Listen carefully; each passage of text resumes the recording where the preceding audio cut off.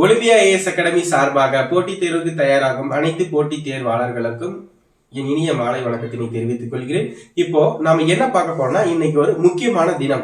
என்ன தினம்னு சொல்லிட்டு பாத்தீங்கன்னா, இந்திய அரசியலமைப்பு ஏற்றுக்கொள்ளப்பட்ட நாள் 1949 நவம்பர் 26.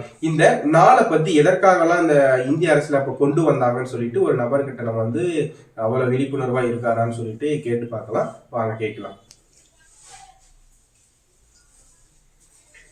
வாங்க தாமரை, சொல்லுங்க ஐயா.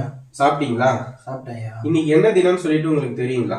இன்னைக்கு புதன்கிழமை தானே ஐயா? ஐயா புதன்கிழமை தான்ப்பா, புதன்கிழமை தான் இல்லைன்னு நான் சொல்லல. இன்னைக்கு ஒரு முக்கியமான தினம் இருக்கு. இன்னைக்கு முக்கியமான தினம் புதன்கிழமை. இன்னைக்கு ஒரு ஸ்பெஷல் டேன்னு சொல்லிட்டு சொல்லலாம். ஏன்னா நம்ம இந்திய ஒரு குடிமகனா இருக்கிறதுக்காக அன்னைக்கு இது அரசியலமைப்பு கொண்டு வந்தாங்க. அந்த அரசியலமைப்பு பத்தி உங்களுக்கு ஏதாவது தெரியுங்களா? இல்ல ஐயா, தெரியாது. அரசியலமைப்பு எதற்காக கொண்டு வந்தாங்கன்னு தெரியுங்களா? தெரியல ஐயா. இதற்கு முன்ன உங்க அப்பா, உனக்கு அப்பாவுக்கு தாத்தா, அந்த தாத்தாக்கு தாத்தான்னு சொல்லிட்டு இருப்பாங்க. அந்த தாத்தாக்கு முன்ன காலத்துல எல்லாம் பாத்தீங்கன்னா 200 வருஷமா ஆங்கிலேயர்கள் நம்மளை கட்டமைச்சிட்டு இருந்தாங்க. நம்மளை அடிமைப்படுத்தி வச்சுட்டு இருந்தாங்க. புரியுதுங்களா? அப்போ அடிமைப்படுத்தி வச்சுட்டு இருக்கிறதுனால நம்ம நம்மளுக்காக, இந்திய மக்களுக்காக ஒரு குரல் கொடுக்கணும், நம்மளுக்கு ஒரு அரசியலமைப்பு வேணும்னு சொல்லிட்டு நம்மளுக்கு முதலா 1934 எம்.என். ராய் அவர்களால் நம்மளுக்கு அரசியலமைப்பு வேணும்னு சொல்லிட்டு ஒரு முதல் கோரிக்கை வச்சிருப்பாங்க. அதுக்கப்புறம் பாத்தீங்கன்னா 1940 ஆகஸ்ட் அறிக்கை மூலமா கொண்டு வந்திருப்பாங்க அரசியலமைப்பு வேணும்னு சொல்லிட்டு. எதற்காக அந்த அரசியலமைப்பு வேணும் அப்படின்னு சொல்லிட்டு உங்களுக்கு தெரியுமா? தெரியாது. அரசியலமைப்புன்றது எதற்காகனா, இப்போ நீங்க ஒரு நபரா போயிட்டு ஒரு இடத்துல நீங்க சுதந்திரமா இந்தியா முழுக்க செயல்படுறாங்க. அப்படி அப்போ அந்த காலகட்டத்துல பாத்தீங்கன்னா ஆங்கிலேயர்கள் உங்களை அடிமைப்படுத்தி வச்சுட்டு இருந்தாங்க. அப்படி அடிமைப்படுத்தி வச்சுட்டு இருக்கக்குள்ள நீங்களா போயிட்டு அந்த இடத்துல டக்குன்னு ஒரு இடத்துல கடை வைக்க முடியாது. நீ அங்க இருந்தா அங்கதான் இருந்தாகணும். ஓகேங்களா? உங்களுக்கான சுதந்திரமும் உங்களுக்கான உரிமைகளும் கேட்க முடியாது. அப்போ உனக்கான உரிமையும் உனக்கான சுதந்திரத்தையும் கேட்கணும்னா அதற்காக எல்லா மக்களுக்காக போராடி இது ஒரு சுதந்திரத்தை உருவாக்கணும். அந்த சுதந்திரத்தை உருவாக்குறதுக்கு முன்னாடி நம்மளுக்கான ஒரு கட்டமைப்பு வேணும் அப்படின்றத அரசியலமைப்பு உருவாக்கப்பட்டாங்க. ஓகேங்களா?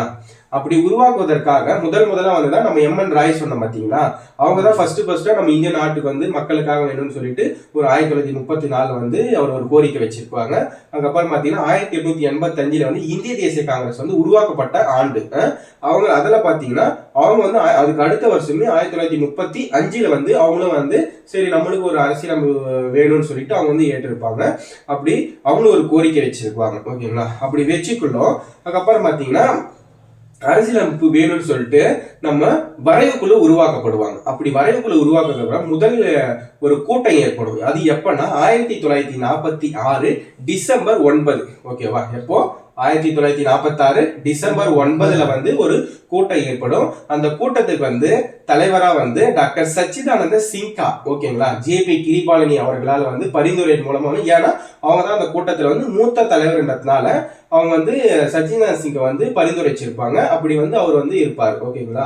அப்போ அவங்க என்ன சொல்றாங்கன்னா, இந்தியாவுக்காக ஒரு அரசியலமைப்பு வேணும், உருவாக்கணும்னு சொல்லிட்டு அப்ப சொல்லிடுவாங்க. அதுக்கப்புறம் 2 நாட்கள் கழிச்சு இன்னொரு கூட்டம் ஏற்படும். 1946 டிசம்பர் 11 ஒரு கூட்டம் ஏற்படும். அந்த 11 என்ன பண்ணுவாங்கன்னா, நம்ம சச்சிதானந்த சிங்கை இறந்துடுவாங்க. அப்படி இறந்துட்டு பின்னாடி நிரந்தர தலைவரா நம்மளுக்கு வேணும் அப்படின்னு சொல்லிட்டு அதற்கு அடுத்தபடியா ராஜேந்திர பிரசாந்த் அவர்களால் நிரந்தர தலைவரா வந்துருவாங்க. புரியுதுங்களா?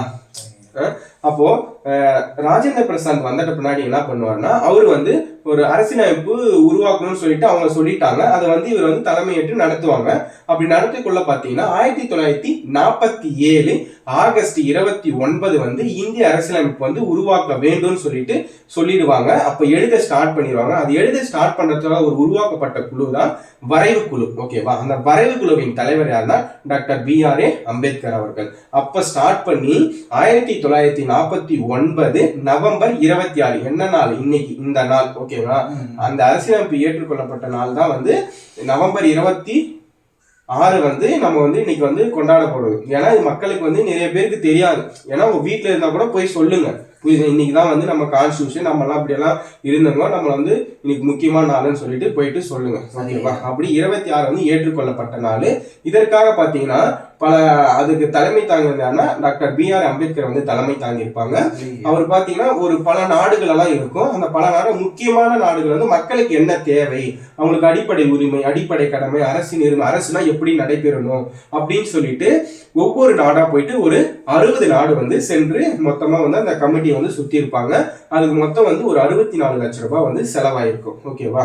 அப்போ மக்களுடைய இங்க ஒரு தொழில் ஸ்டார்ட் பண்ணாலும் சரி, உனக்கான உரிமையை கேட்கணும்னாலும் சரி, எல்லா உரிமையும் உனக்கு இப்ப அந்த அரசியல் அமைப்பினுடைய நீ ஒருத்தர்கிட்ட பேசுறதுக்கான ஒரு உரிமை வேணும். அது எங்க இருக்கு பார்த்தா நம்ம அரசியல் அமைப்பு அந்த உருவாக்கப்பட்டதுனால தான் நம்ம வந்து கேட்க முடியும். ஓகேவா? நீ சுதந்திரமா சுத்துற ஒரு தொழிலை ஸ்டார்ட் பண்றதுனால எதுக்கு வேணும்? அரசியல் அமைப்பு இருந்தாதான் உங்களுக்கு வந்து அதனோட உரிமையை வந்து நம்ம கேட்க முடியும். ஓகேவா? அப்போ அந்த ஆங்கிலேயர் நம்ம அடிமைப்பட்டிருக்குள்ள வந்து அந்த உரிமையெல்லாம் உனக்கு வந்து மறுக்கப்பட்டு இருந்தது. நீ வந்து ஓரமா போயிட்டு நீ அடிமையா தான் இருக்கணும், நீ எனக்காக வேலை பண்ணிதான் ஆகணும், அப்படி செஞ்சுதான் ஆகணும், நீ செஞ்சுதான் ஆகணும், வேற ஒன்றும் பண்ண முடியும். அதுக்காக உருவாக்கப்பட்டதா நம்ம அரசியலமைப்பு. ஓகேங்களா? நல்லா இப்போ புரிஞ்சுதுங்களா? சரி ஐயா, புரிஞ்சுது ஐயா. தெளிவா இருக்குங்களா? உங்க வீட்டுல வந்து சொல்லுங்க இன்னைக்கு என்ன நாளுன்னா இந்திய அரசியலமைப்பு ஏற்றுக்கொள்ளப்பட்ட நாள் அப்படின்னு சொல்லிட்டு சொல்லுங்க. ஓகேவா? இது வந்து எப்ப நடைமுறைப்படுத்தாங்கன்னா 1900 நம்ம குடியரசு தினமா கொண்டாட போறாங்களா? எப்ப குடியரசு தினம்? ஜனவரி 26. ஜனவரி 26, 1950 ஏற்றுக்கொள்ளப்பட்டாங்க. ஓகேங்களா? இப்ப தெளிவாயிக்காங்க. இனிமேல் உங்க ஃப்ரெண்ட்ஸுக்கும் சொல்லுங்க. ஏன்னா அப்பயும் அவங்களுக்கு இன்னைக்கு என்ன நாளுன்னு சொல்லிட்டு தெரியட்டும். சும்மாவே உட்காந்து சும்மா சுத்திட்டு இருக்கவங்க கூட வந்து அவங்களுக்கு தெரியாது சில விஷயமெல்லாம் சொல்லி அவங்களுக்கு தெரிய வைங்க இன்னைக்கு என்ன நாளுன்னு சொல்லிட்டு. ஓகேங்களா? சரிங்க. ஒலிம்பியஸ் அகாடமி சார்பாக இதை வந்து உங்க ஃப்ரெண்ட்ஸுக்கு ஷேர் பண்ணுங்க. நன்றி, வணக்கம்.